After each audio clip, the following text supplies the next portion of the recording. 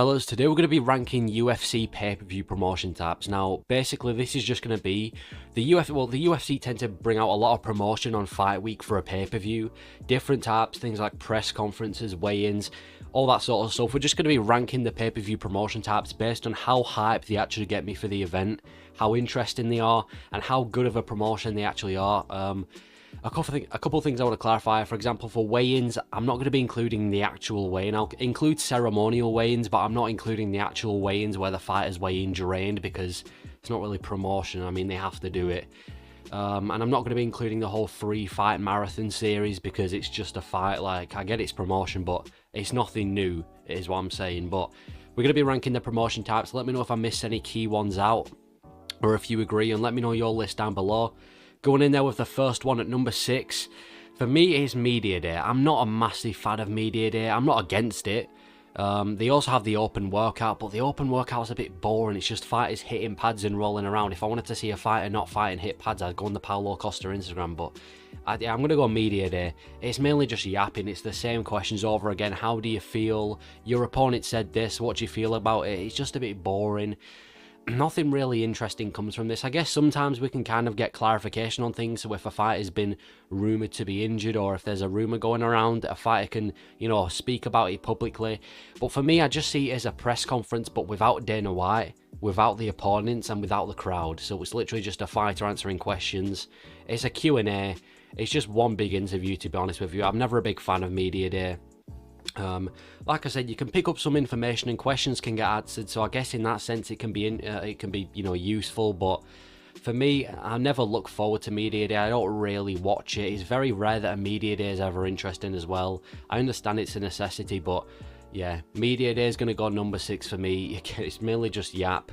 Sometimes there can be valuable information. Like I said, I'm not going to include public workouts because not every fighter does a public workout, and it's kind of the same thing, and on the same day as Media Day, and public workouts are pretty boring as well. It's just a fighter rolling around or hitting pads. So number 6 for me, it's going to be Media Day. I'm not a massive fan of it. Number 5, I guess this isn't really promotion because the card has already happened, but in a way it's kind of, it's going to bring eyes to the event after it's already happened. So it's not pay-per-view wise, pay-per-view promotion, but it's still, bringing eyes to the card. Post-fight press conferences, I'm going to go number 5. They're basically just Media Days part 2, but instead of asking what do you think is going to happen, it's more of a review. So we get to see a fighter's review on a card, so we get to hear their thoughts on a match, a fight. We get to hear their thoughts on what's just gone down, who they want next. So in that sense, I actually find it more useful than Media Day. We get to learn some information, and as well as that, let's say there was like a robbery, we get to hear the fighters like what they think about a robbery. On top of that, we also get to hear Dana White, what he thinks about the card, what's next. So I'll tune into most post-fight press conferences. I won't tune into every single fighter because again, it can just be a lot of the same things over and over again. But we get to see the immediate reactions to a fight. I feel like there's more valuable information in this because again, we get to see who fighters want to fight next, all that stuff. And it's kind of the calm after the storm. Like, the fight's just gone down, everything's died down, and we just get to see a fighter be real. And like I said, not really promotion, but it's content. But with that being said, nothing will ever top the OG post-fight press conferences. The ones where we had people like Bisping and Rockhold arguing after they'd already fought. But yeah, I understand they've done it because they want to focus more on the winner now, but the OG post-fight press conferences for me were some of the best. It's so annoying that they had to remove the way they did it, and at the same time, back in the day when they did it, it was over so much quicker. Like, I feel like post-fight press conferences nowadays, there'd be times where we literally have to wait like half an hour just for a fighter to come, and it's just kind of silence with a couple people talking in the background and a microphone on a table. So they're number 5. They're nothing really to be excited about, but I feel like they're very valuable in understanding, what a fighter wants to do next and what Dana White's thoughts are on something. And Dana White does tend to be very hypocritical in this. He says he doesn't like to match up fighters on the day of the fight, but then he does it to people like Adesanya. But yeah, post-fight press conference for me, number 5. Number 4, we've got the countdown. Now, if you've been on the UFC YouTube channel, they essentially do a thing where, like, I think it's 6 days before every card, they'll do or every pay-per-view, they'll do like a countdown where it's essentially just an hour of the main event, co-main event, and the featured fight. Sometimes it's not the featured fight, sometimes it's just the main and the co-main, but usually just an hour of the main event and the co-main event, and it's essentially just the vlog series but in 4K. It's kind of like a short movie. You just get to hear about the fighter, their thoughts on the fight, training, who they're training with, and you get to see a bit of a background on the fighter, you know, where they came from.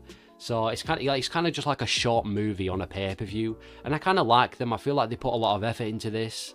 Yeah, I like the countdown. Gets me hype a week before the event. Very high quality as well. Very interesting, and I love watch. Sometimes I'll choose to watch it the day before a pay-per-view because I don't like hyping myself up for a card when it's too early for the card, and then by the time the cards actually come around, I'm not excited for it anymore. But yeah, it's really good to really good at getting to know fighters in their background, what they do, where they came from, where they trained, who they're training with. And yeah, like I said, it's essentially just a vlog series in 4K. Yeah, I like the countdown. Sometimes it can be a bit dull. Again, I feel like it depends on the fighters. If it's two fighters, if it's a fight where the two fighters aren't that interesting, then again, it's not necessarily going to be amazing. But still, I feel like the good thing about countdown is even sometimes, even if the fighters can be a bit boring, they still manage to make it interesting with the production. So extremely high production. It's like watching a movie. So for me, I'm going to go countdown number 4. Number 3. Now we're getting into the good, like the proper good promotion. Number 3, ceremonial weigh-ins. I like ceremonial weigh-ins. It's kind of like the night before the fight.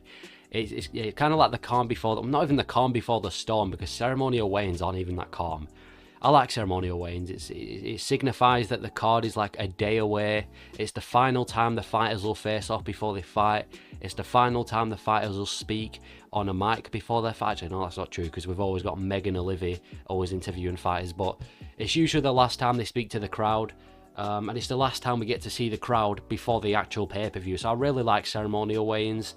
The crowd make it so much better as well, and I'm so glad that they've started doing it for fight nights. It doesn't really tie into pay-per-view promotion, but I like that when they do it in a fight night, you know, in a certain country or in a certain city, and there's going to be a crowd there. I like the fact that they do ceremonial weigh-ins there.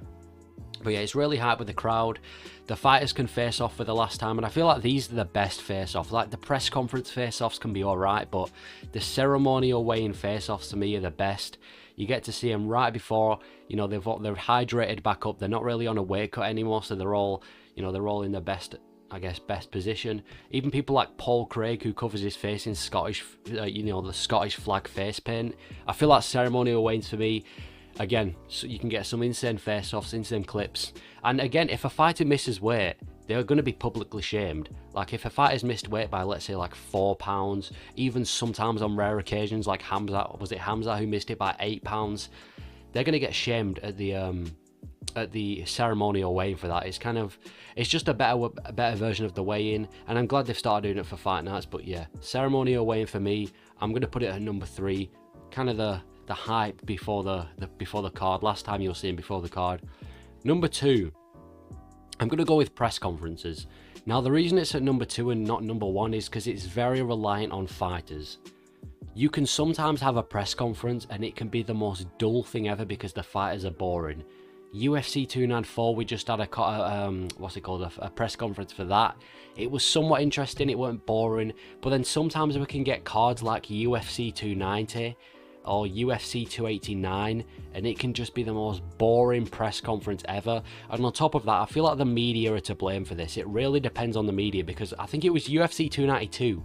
There were so many fighters on that card that were beefing, so it was kind of a fun press conference. But there was like 4 or 5 occasions where the media was just asking Dana White constantly, what are your thoughts on Boston? Are we coming back to Boston? And I'm like, as a fan, we don't care what Dana White thinks about Boston. We want to see the fighters argue and talk before a fight. But yeah, press conferences are really good. You can see the fighters trash talk. Probably my favourite thing about Fight Week, to be honest with you.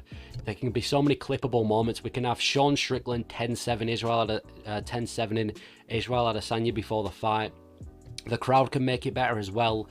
Sometimes they'll boo a fighter, sometimes they'll cheer a fighter, but more often than not, yeah, press conferences, they're really good. Again, depends on the fighters.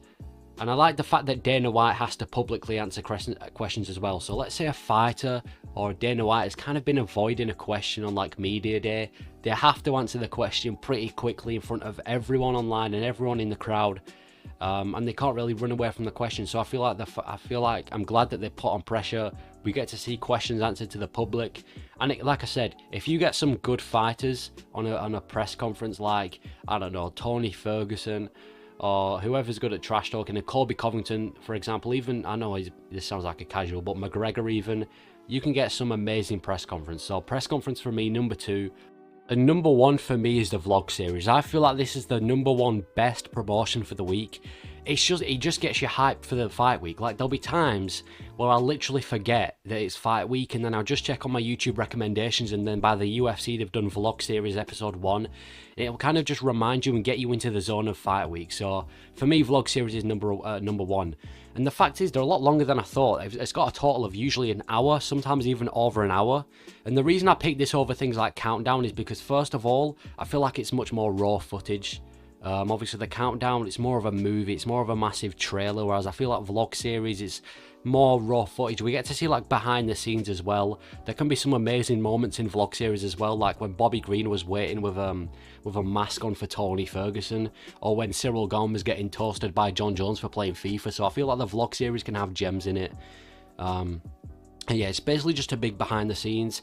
And yeah, I like the fact that it's on fight week as well, so it's more real. Like the UFC Countdown is usually filmed like months before it's uploaded, whereas the vlog series literally on fight week. The only issue I'd give to vlog series is that I feel like towards the end of like episode 5 and 6, usually on episode 5 and 6, it'll literally just be like a different camera angle of like the press conference and the weigh-in. So I prefer it when it's just, we get to see the fighters in training camps, who they're with and stuff. But it's usually really fun is the vlog series. Just 10 minutes every day of a little bit of promotion, but I really like it. Gets me hyped on fight week. I meant to put me, but it says it gets my hype. No, it does get me hype on fight week, and we get to see how fighters are doing and how they feel. And yeah, I'm going with vlog series for number 1. I feel like it is the best promotion, but that is for me. Those are my number 6 ranked UFC pay-per-view promotion types. And the reason there's an image of DC and RC is because that's all I hear during pay-per-views is DC and RC every Thursday. But yeah, let me know your thoughts. Make your own ranking down below, and thank you for watching.